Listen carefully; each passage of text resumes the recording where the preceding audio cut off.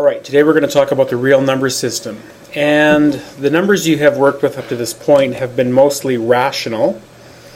And the definition of a rational number is essentially the numbers that can be written as a fraction.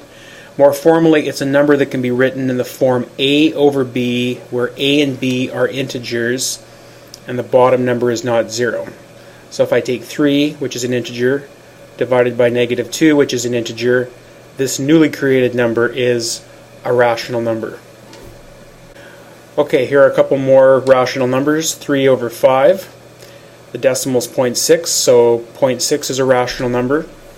4 is a rational number because it can be written as an integer divided by an integer. Okay.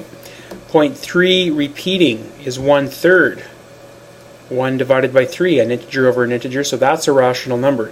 You'll notice that all whole numbers and decimals that terminate or repeat in a consistent pattern are rational numbers. Okay?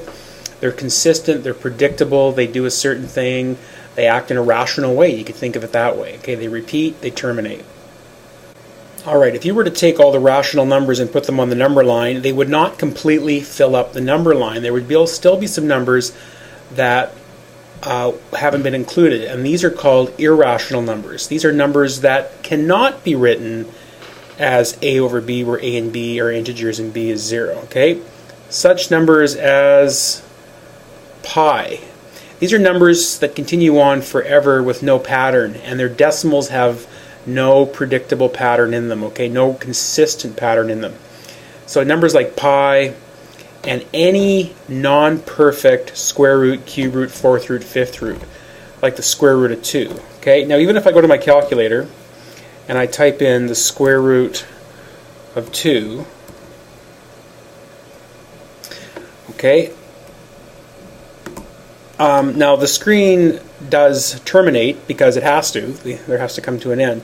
But actually this number continues to go on forever without a pattern. You're just seeing a bit of it here, but there's no consistent pattern happening in this number. So root 2, it's a non-perfect square. So any non-perfect nth roots, fourth root of 30. Okay, go to the calculator with that. We've got to put the index in, math, number 5 of 30.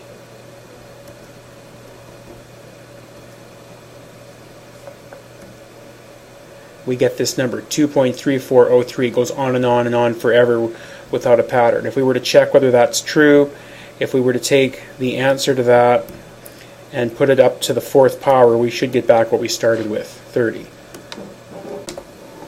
Now when you take all of the rational numbers, numbers that terminate or repeat in a pattern, represented by the letter Q, and all the numbers that aren't rational, that go on forever without a pattern, irrational numbers represented by Q bar, we get together what we call the set of real numbers. And these together, the rationals and the irrationals, will completely fill up the number line. Alright? So for real numbers, we mean any number that we're familiar with that works out. A real number is either rational or it's irrational. And we've talked about those two major categories. Now within the set of rational numbers, we have a number of subcategories. And you've heard about many of these categories before. The natural numbers are the counting numbers, 1, 2, 3, 4, on and on and on. No decimals, no fractions, no negatives. The whole numbers are the natural numbers, and add one more number, add 0. So 0, 1, 2, 3, 4, those are the whole numbers. Integers are adding negatives to the whole numbers. So all of the negatives and positive whole numbers, again, no decimals, no fractions. So if we picture this, as you see in the diagram above, I start with my natural numbers in here, 1, 2, 3, 4, 5, which by the way are also rational because, for example, 2 can be written as an integer over an integer. So it's within the rational box. And then we can build out from there. The next category are whole, and the natural loop is in the whole loop because every natural is also whole. But not every whole number is natural because there's one number that's not included in that category, and that's 0. And then we build out again. Integers